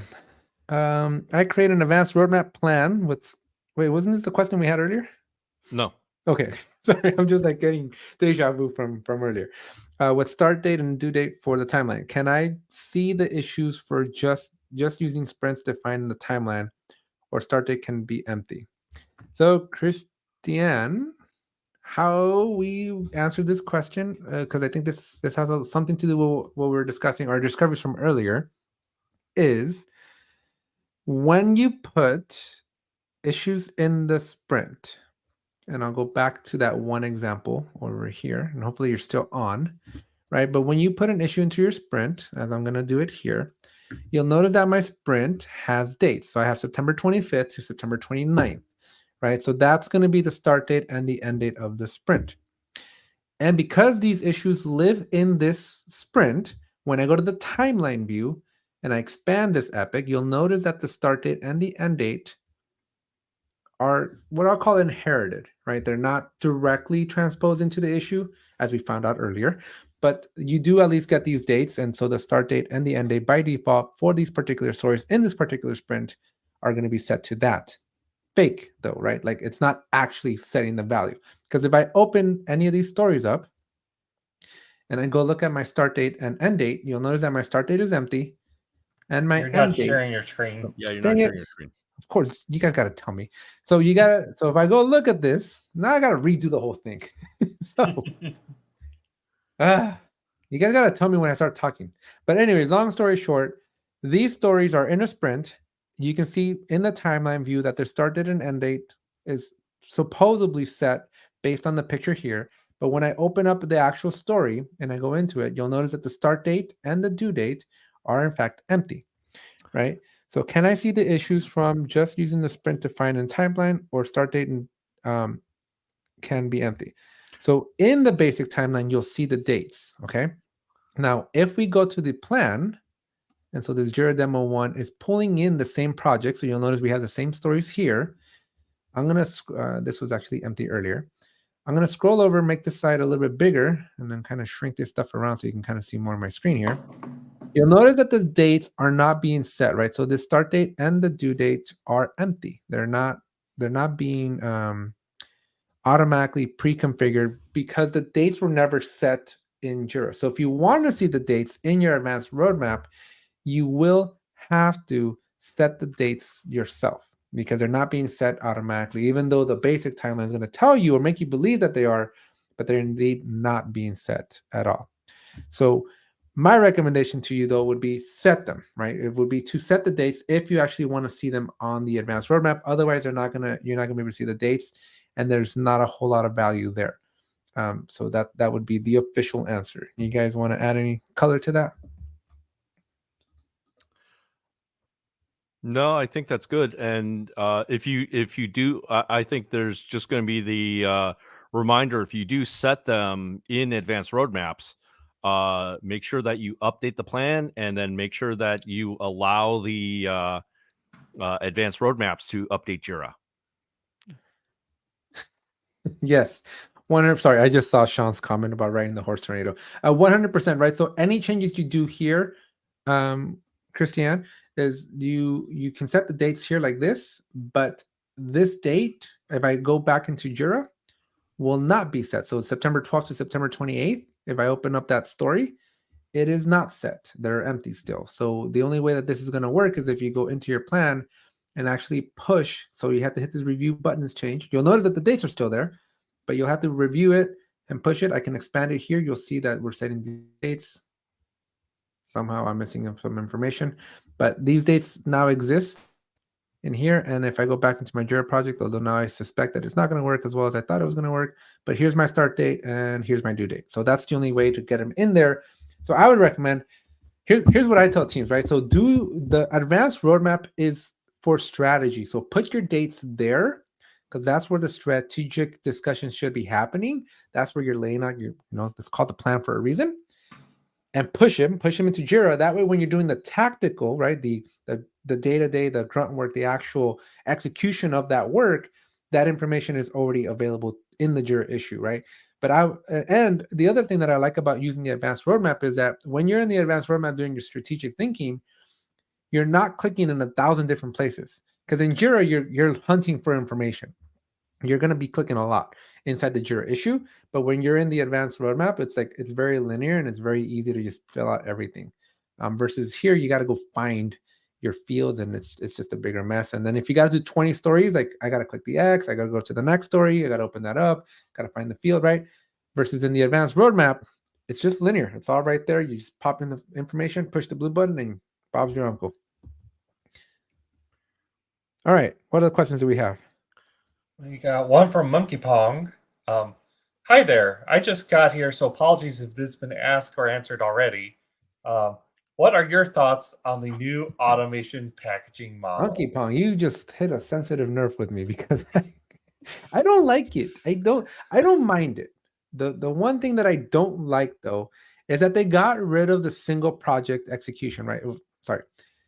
They got rid of the single project execution being free. It used to be that you have a couple of ways to set up your automation rules. You can do it on a single project, you can do it on 2 or more projects, or you can do it on market, like a global, like it's going to hit everybody.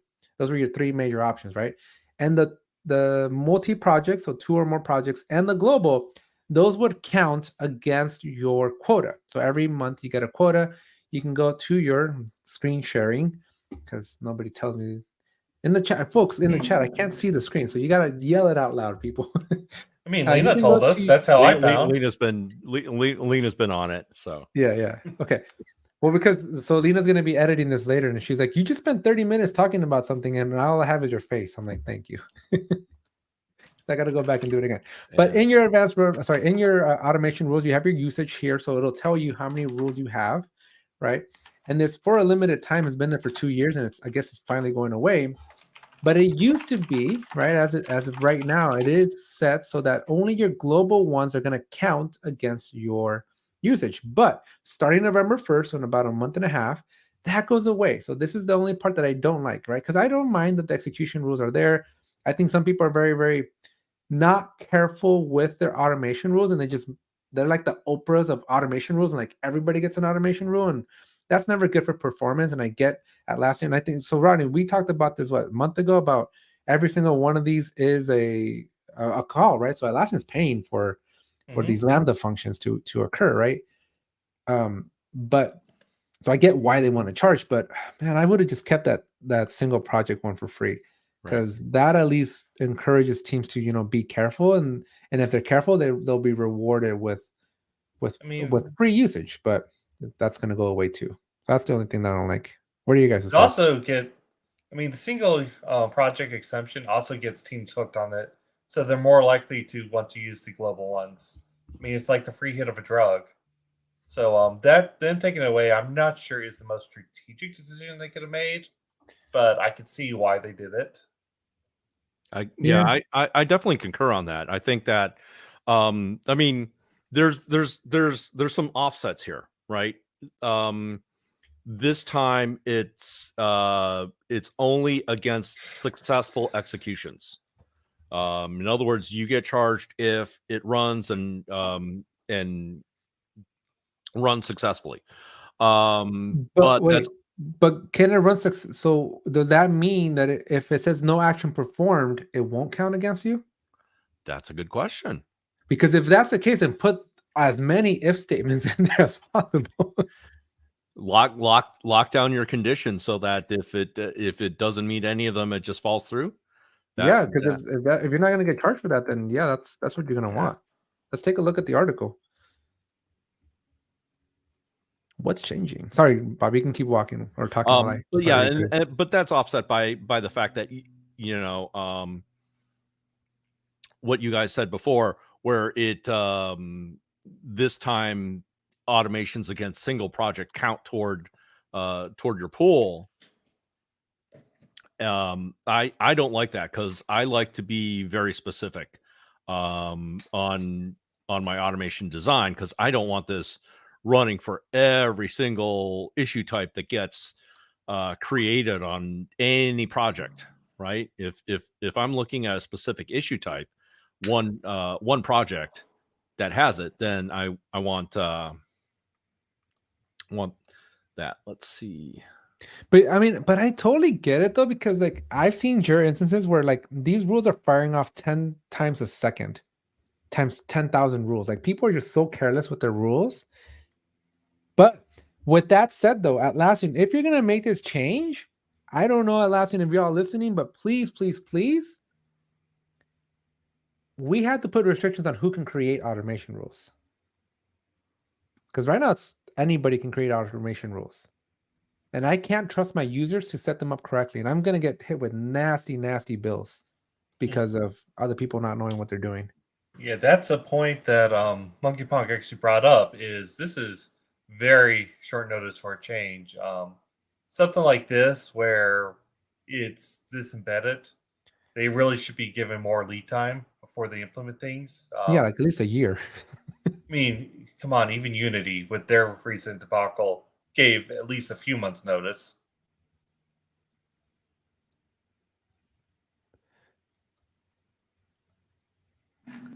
But Monkey Pop, we're not happy. In case you can't tell, we're not happy. But I think this is also okay though, right? Because Atlassian, you can make yourself known that you're not happy, and I don't, has Atlassian ever backtracked on an idea that they had that was clearly not a good idea?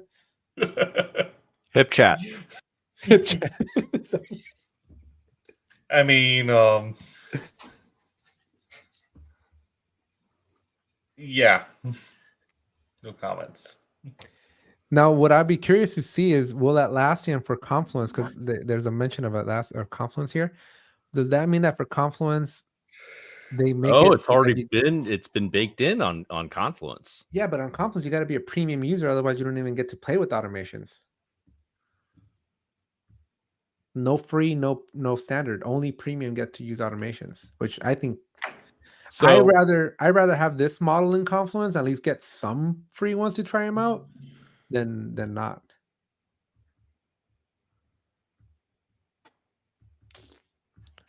All right, folks. But yeah, we are not happy. Atlassian, if you're gonna do, again, I fully, from a business perspective, right? I'm putting on my my Anu hat on here, and it's like, this is obviously every time that somebody is executing these rules, it's costing me money and bottom lines and whatnot. But I want to restrict. It's got to be like a workflow change, man. This has to be limited to your site admins. You can't just let anybody in the company make automation rules, because I'm telling you, I go and audit my automation rules for the teams I work with sometimes, and there's just some like rules that are literally firing off. I've never seen a rule that hasn't stopped running, right? It's just firing and firing and firing and firing. And it's like, I need to have some control over who makes these rules. Mm-hmm. All right, what's the next question? Can't you return non-zero for fake and unsuccessful run? I don't know. I never tried it, Sean. I didn't even know you can return values. I've never seen the action to return I value. mean, you could put in a function or an action that will fail, and fake a unsuccessful return that way. Yeah. The comments under it are dumpster fire. Folks are not happy. That's all right. Going back to Christiane. Thanks for answering. If possible, can I have one more? Of course, you can have as many questions as you want. Although I'm getting very hungry, guys, so I don't know how much farther we're going to be able to go here. Without a plugin, can I get sprint start and end dates to highlight on dashboards the issues added to in an open sprint? So my question on this wouldn't and I'm going to ask Scrum Master Alex. Technically, wouldn't your start and due dates be the sprint start and sprint end dates? Look, you're hitting another nerve here, man. Here's my philosophy. So, Christian, don't take this as an answer to your question, but here's just my thoughts. Okay. I am not a big believer of putting start date and end dates on stories that are in a sprint. And let me tell you why. It's what's the word you use, Bob? Anti-pattern, right? Mm-hmm. When you plan a story into a sprint, you are trusting, you're giving that team autonomy to however the heck they want to live their life. They got 2 weeks or 3 weeks or however long your sprint is. They got that period of that sprint to get their affairs in order. If they want to wait until the day before the sprint ends and get their stuff done then, that's on them. If they want to do it all at the beginning, that's on them too, right? Like, you got to treat this like adults and college level thinking, right? Where you're like, you do you and you hurt yourself if you want to hurt yourself. But I feel like if you're having to put a start date and an end date on a story that's in a sprint for a Scrum team, specifically an Agile team, then you are addressing a problem at the wrong end of this end here. Like, you have a bigger problem as to why your team's not hitting that accountability and commitments, right? Because if you feel compelled enough that you need to put a start date and a due date on an issue that should inherit its values from the sprint, then that tells me that your team is not finishing their stories at the end of that sprint, and you're just trying to tighten that rope to make them a little bit more responsible and putting hard deadlines against them, right? But that's not what Agile is about. Agile is supposed to give them that autonomy and that freedom and that flexibility to be that self-organizing team that allows them to, within the bounds of their sprint, be creative and be responsible and be accountable to finishing their work as long as it's done on time, right? Now, the way I would tackle this problem is, if you're finding that your teams are not hitting their commitments, then the way I would address the problem is to have a heart-to-heart with your team and figure out, what is it about the stories, the scope maybe, right? The complexity of them. Maybe they're just too big for that sprint and you just need to think smaller. But normally I'm not a proponent of putting start date and end date on stories that go into your sprint, because that their start and end date is the sprint. In Jira, right, the way you just see it, like going back to sharing my screen here, Jira even enforces it by the simple fact that when you're in a board and you put an item into a sprint, it goes, hey, these are the dates. Like, that's the date, right? It's that sprint, and you can see that the sprint's right here. That's my thoughts. Bob, what else you got for me? So I'm rereading her question, and I think the problem that she is getting at is that she needs a way of highlighting those stories that get added into that get added mid-sprint. But it doesn't matter though, right? Because even if a story gets added mid-sprint, that the team still has until the end of the sprint to get their stuff done. Right, but if you're following Scrum, you're not supposed to add scope during the sprint. Correct, but I've never seen that not happen. That's like saying you're only supposed to go 65 miles per hour on the freeway. You'll die in California if you're driving at 65, folks. In fact, yeah, if you're driving 65 miles per hour on a California freeway, you are most likely going to cause an accident. Yeah, but okay. and Christiana is saying this. Yeah. So yeah, right. It shouldn't happen. But that was that little TED talk, right? But now let's actually think methodically about like, okay, so given the fact that you can't change the world, right? Because I just like to live on my little pedestal over there on how Agile should be run. But beyond that little rant, how do we actually inherit then these start dates and due dates of the sprint? Because as far as I know, the start and end date of a sprint, those actual values that you see here, right? Like these, let me highlight. You see these two dates in there? I can't access those dates, right? Like they're inaccessible, as far as I know. So my only recommendation would be to bulk edit the start and end dates the moment you bring stories into your sprint. I just can't think of a way to do this like autonomously, right? Like it's just not that the data is visible but not accessible. All right. So speaking as the automation junkie, who will probably increase his clients' bills, would an automation at the start of when the sprint is started, any issues in kind of that? Yeah, but that'll give me the start date. But how do I get the end date? I mean, yes, yeah, I don't know. I don't know if you can get that definition. I mean, you would probably do the start date plus 2 weeks or start date. Yeah, that's what I was going to say. You probably could put end date is start date plus 2 weeks. So let's see. Let's see. This one's going to be hard, but let's see what happens. Let's go into an automation rule, and we're going to walk through this. This one's a tricky one, but we'll There's get a to sprint this. starts. There's a sprint started button, so we'll trigger when that happens. Ah, dang it! Gotta go find. Hold up.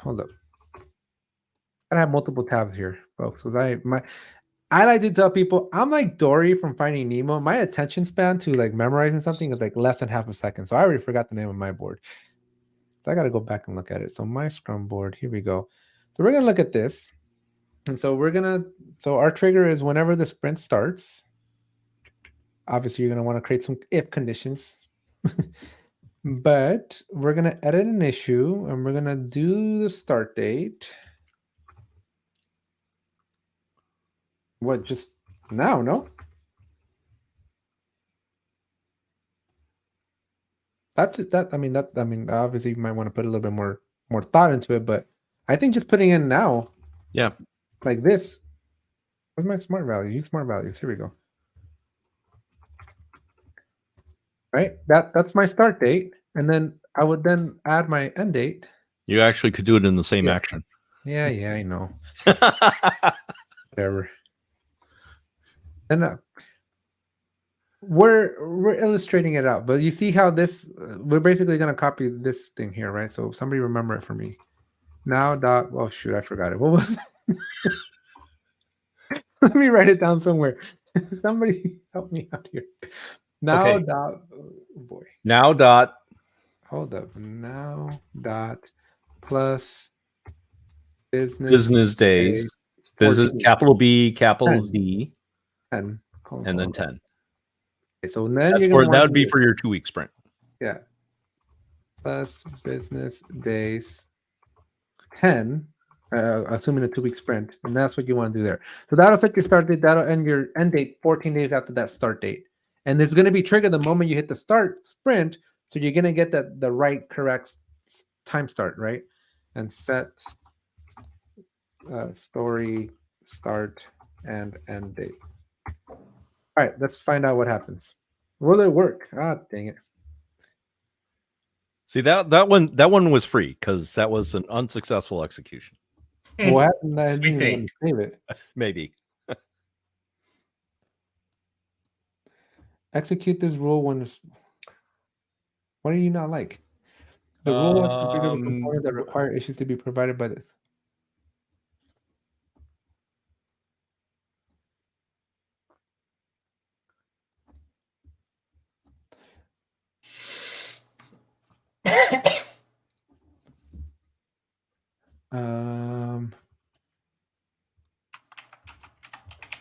Sprint.name? I don't know. Let's see what this does. Nope, didn't like it. Invalid regular expression. What do you want from me? I never done this one. See, Christian, the position you put us in. Start sprint Jira automation. How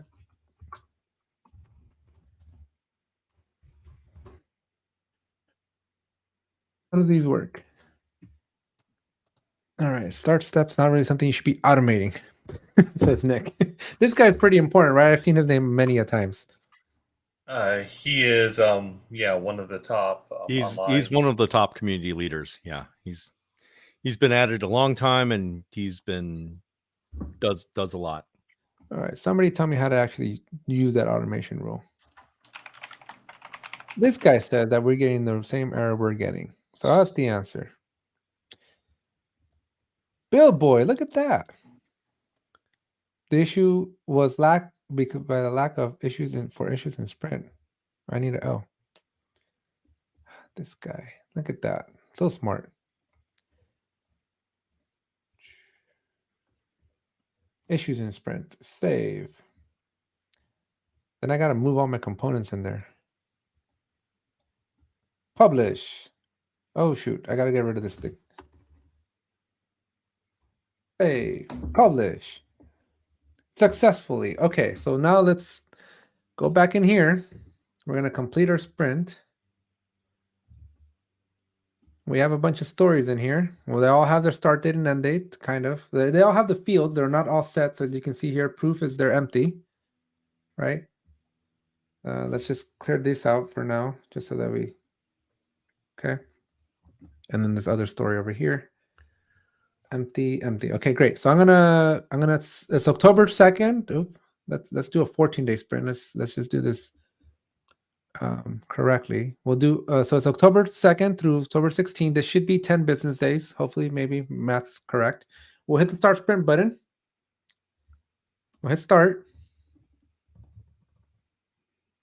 Then I'm gonna open set story. We gotta do that didn't look right. Because it's set to now. Oh, yeah, from now. Okay. Okay, so then don't do now, but only hit the start sprint button on the day that's now. So okay, so that this would have worked. Okay, so hold up. We can fix this. This is fixable. All we gotta do is add our dates to be today. And then 2 weeks later. So October 7th, update. Start sprint. Start. Give it a second. Open it. Look at that. I think that's okay. It should be better. But yeah.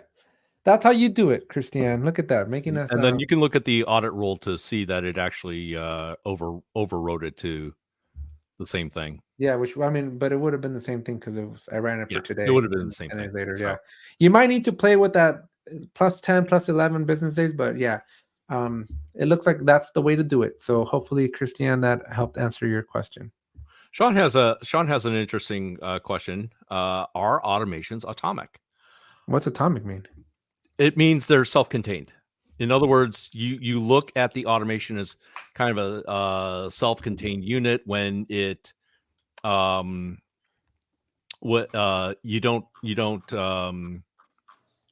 ideally it works as one thing. And my assumption has always been yes. They're always atomic. It starts, it ends. Mm-hmm. That's always been my assumption, but it is a good question. I'm gonna ditto the consensus of the room because I have no idea what anybody just said. For everybody watching here, also do please make sure you hit that subscribe button. We are officially 154 subscribers away from 10,000 subscribers. So if you're enjoying this content, please make sure you share with all your friends and family. So Bob, how big an air horn do we need for his celebration live stream? And so we're at this we're just at the 2-hour mark, guys. Well, how are you feeling? Should we go a couple more? Should we go eat breakfast? It's on you. How do you feel? For Rodney?